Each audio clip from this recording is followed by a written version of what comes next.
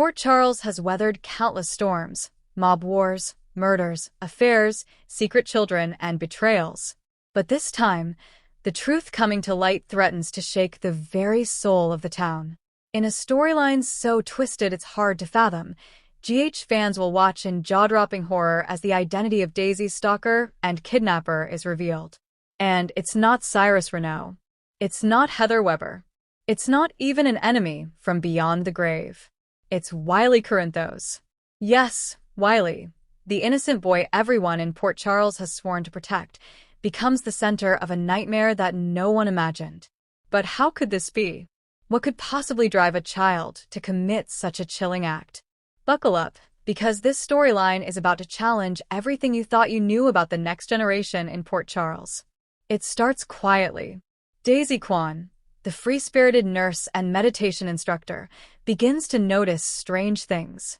Her phone disappearing, only to reappear days later in the Courtemain mansion garden. Anonymous messages appear on her phone at night, always saying, "I'm watching. You belong to me." At first, Daisy shrugs it off as a cruel prank. After all, Port Charles has no shortage of troubled souls. But then, she starts seeing glimpses of someone lurking outside her apartment window, a small figure, always in the shadows, slipping away before she can catch more than a shape. Daisy confides in Sasha, who urges her to talk to the police. But Daisy hesitates, embarrassed and unsure of her own sanity. Besides, who would stalk her? Daisy Kwan, sweet, hopeful, and barely considered a major player in the town's endless power games. And then it happens, Daisy vanishes. One morning, Sasha stops by with coffee for Daisy, but her door is wide open, the lights are still on, and Daisy is gone. Her phone is on the floor, cracked. Her meditation beads are scattered, as though she dropped them while struggling. Within hours, Port Charles is in uproar. Finn, having seen Daisy as a surrogate little sister, insists the hospital put up missing persons notices. Sasha and Willow cry together in grief and fear. Curtis Ashford and Dante Falconeri team up to investigate, combing through security footage. What they discover is shocking, but also confusing. A child's shadow appears on the footage near Daisy's building. Too small to be an adult, too elusive to get a clear face. Curtis's first thought? Leo Courtemain, but the timeline doesn't fit. The next suspect? Rocco. But Rocco has an alibi. So, whose shadow is it? Michael Corinthos is initially oblivious to the growing suspicion. He's busy dealing with the fallout of Willow's latest health scare. But when Curtis shows him the footage, Michael is floored. "That can't be, that's impossible," Michael stammers, his heart racing. Because Michael knows that silhouette, that small hunched posture when running. It belongs to Wiley. At first, Michael dismisses it as coincidence. Wiley couldn't possibly be involved. He's a child. A sweet, sometimes shy, but loving boy. Michael has fought so hard to protect him from Nina, from Nellie's shadow, from Sonny's criminal world. But Curtis can't ignore the evidence. Wiley was in the area the night Daisy disappeared. Michael questions Wiley gently, but the boy avoids his father's gaze, fidgets, and says things that make Michael's blood run cold. "Daisy said she'd never leave me, so I made sure," Wiley whispers under his breath, almost as if reciting something learned. Desperate for answers, Michael brings Wiley to Dr. Kevin Collins. Under gentle questioning, Wiley's story comes out in fragments. Wiley felt abandoned after Willow got sick and Michael became distracted. He found comfort watching Daisy's meditation videos online. He began sneaking out at night to see Daisy outside her window. When Daisy started dating someone new, Wiley became furious. In a chilling moment of clarity, Wiley says, "She belonged to me. And now she's safe." Kevin, stunned, realizes Wiley has developed a form of child-onset attachment disorder and a dangerous delusion that Daisy was his. But how did Wiley manage to kidnap an adult woman? The answer is more chilling. Daisy trusted Wiley. She let him in, never suspecting danger.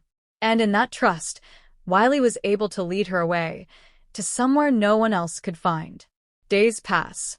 The town fears the worst. Then a breakthrough. Dante traces a small shoe print near the old Cassadine boathouse, rarely used, abandoned since Nicholas last faked his death. The search party breaks down the door, and there, they find Daisy, alive but shaken, chained gently to a chair with blankets around her. She hasn't been tortured or hurt, but she's terrified. And standing in front of her, protectively blocking the rescuers, is Wiley. He yells, crying, "Don't take her. She's mine. She loves me." Michael collapses at the sight, torn between paternal love and horror. Daisy, sobbing, begs, "Please, Michael, help him. He didn't know what he was doing." The fallout is nuclear. Willow, still recovering from her health crisis, is inconsolable. She blames herself for not being emotionally present for Wiley. Michael blames himself, haunted by the realization that his attempts to shield Wiley from trauma may have created new trauma. Nina arrives at the police station, desperate to see her grandson, only to be warned off by Kevin, who says too many conflicting parental figures have worsened Wiley's confusion. Sonny, battling his own guilt and rage, offers to pay for the best psychiatric treatment possible, but Michael furiously rejects him, blaming the violent legacy of the Corinthos name. Carly is forced to confront that Wiley, the grandson she loves, did something horrifying, yet he's still a child. The town splits. Some people blame genetics, whispering that Wiley inherited Nellie's madness. Others blame Michael and Willow for emotional neglect, while still others see Wiley as a victim of circumstances too dark for any child to bear. In therapy, more emerges. Wiley confesses. He watched Daisy constantly, memorizing her routines.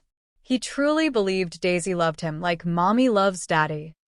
The night Daisy disappeared, she caught Wiley outside. Instead of scolding him, she invited him inside, thinking he was scared. Wiley told Daisy, "Don't leave me." When she reassured him she wouldn't, he misunderstood and locked the door, leading her to the boathouse. He didn't hurt her, he fed her, talked to her, told her stories. But every time Daisy asked to leave, Wiley became terrified, convinced she would disappear like Willow almost did. Port Charles now faces an impossible question. What do you do with a child kidnapper who didn't mean to harm? Some voices call for compassion. Finn, remembering Daisy's kindness, begs the town to help Wiley, not destroy him. Daisy herself, speaking from her hospital bed, says Wiley is sick, not evil. He's just a little boy who got lost inside his mind, she pleads. Others, though, call for accountability. Jordan Ashford, as police commissioner, insists that ignoring what happened could endanger others. Brooklyn Quartermain voices fear for other children Wiley might fixate on in the future. After long deliberation, Kevin Collins persuades the court. Wiley needs secure psychiatric treatment, not juvenile detention. The judge reluctantly agrees, sending Wiley to a specialized children's facility under Kevin's supervision. Michael and Willow visit Wiley in the facility. Wiley seems calm, but distant, barely looking at them. Willow breaks down, sobbing. "Baby, we're still your mommy and daddy. We love you." Wiley looks at her and says softly, "Can Daisy come too?" Daisy, now free, grapples with her own trauma. Though Wiley never physically harmed her, the psychological toll is enormous. She develops nightmares, jumps at small noises, and hesitates to be alone. Yet, she refuses to abandon Wiley. Daisy visits Wiley under supervision, hoping to help him understand reality and boundaries. Some see this as brave, others call it naive. But Daisy insists, if we don't teach him compassion now, when will we? Rumors swirl about Wiley's lineage. Did Wiley inherit something darker from Nellie Benson? Or is this the tragic result of too much grief, illness, and divided families? Michael, haunted, wonders if keeping Wiley from Nina, fighting so hard to protect him, ironically created the fear that drove Wiley's obsession. Port Charles has survived mob wars and serial killers, but this was different. This was a child, someone everyone vowed to protect, revealing a darkness they could neither predict nor control. The town learns harsh lessons.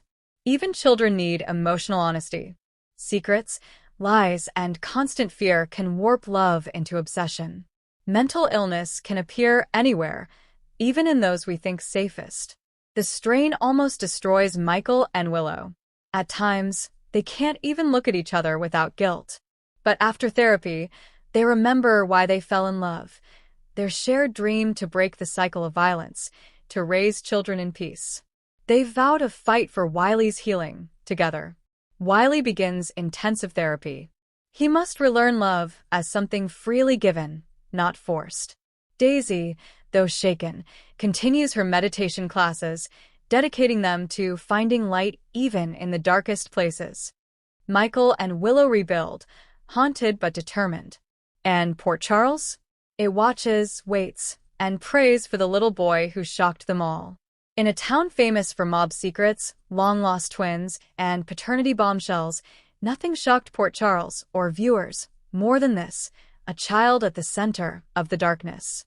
Wiley Corinthos, once the hope of a new generation, became the face of an unthinkable crime. But through love, therapy, and forgiveness, there's still hope. Hope that the shadows of the past need not define the future. Stay tuned, GH fans. Because if this taught us anything, it's that in Port Charles, even innocence can hide secrets that chill us to the bone.